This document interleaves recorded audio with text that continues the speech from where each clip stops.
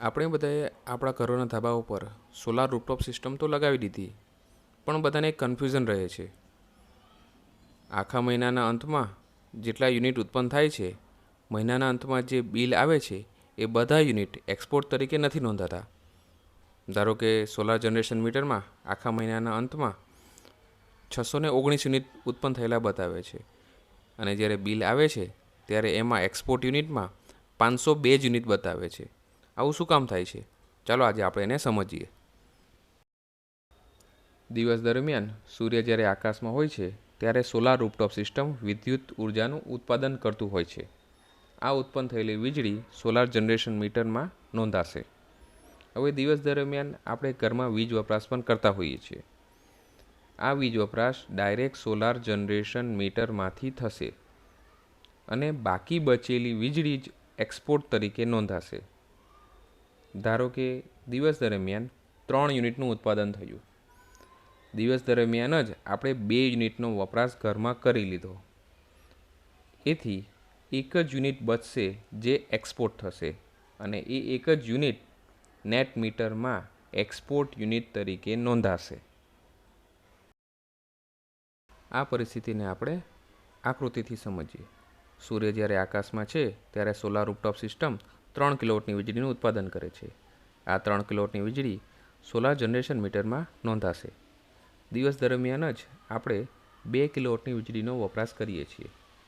આથી બાકી બચેલી 1 કિલોવોટની વીજળી જ નેટ મીટરમાં એક્સપોર્ટ યુનિટ તરીકે નોંધાશે. હવે આપણે સોલાર રૂફટોપ સિસ્ટમમાં બિલની ગણતરી કઈ રીતે થાય છે તે સમજીએ. ધારો કે મહિનાના અંતમાં કુલ ઇમ્પોર્ટ યુનિટ 290 છે. એક્સપોર્ટ યુનિટમાં 502 યુનિટ નોંધાયેલા હોય એમ બતાવે છે. જનરેશન મીટરમાં જોઈએ તો 619 યુનિટ નોંધાયા છે. આથી આપણે એમ કહી શકીએ કે દિવસ દરમિયાન ઉત્પન્ન થયેલા કુલ યુનિટમાંથી 117 યુનિટ એવા છે કે જે સીધા વપરાઈ ગયા છે. આખા મહિનામાં ઘરમાં વપરાયેલા કુલ યુનિટ 407 છે. હવે બિલમાં જોઈએ તો 212 યુનિટ જમા એમ બતાવે છે. આ 212 યુનિટ એવા છે કે જે વધારાના ઉત્પન્ન થયા છે અને સિસ્ટમમાં એક્સપોર્ટ થયા છે, જેના આપણને ₹2.25 લેખે જમા આવશે.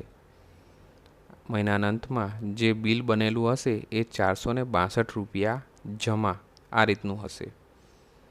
આથી આપણે એમ કહી શકીએ કે દિવસ દરમિયાન જે વપરાશ થાય છે એ સીધો જ સોલાર જનરેશન મીટરમાંથી થશે. આથી સોલાર જનરેશન મીટરમાં જેટલા ઉત્પન્ન થયેલા યુનિટ હશે એટલા પૂરેપૂરા એક્સપોર્ટ નહીં થાય. આશા છે કે વિડીયોમાં આપેલી બધી જ માહિતી આપણને સમજાઈ ગઈ હશે.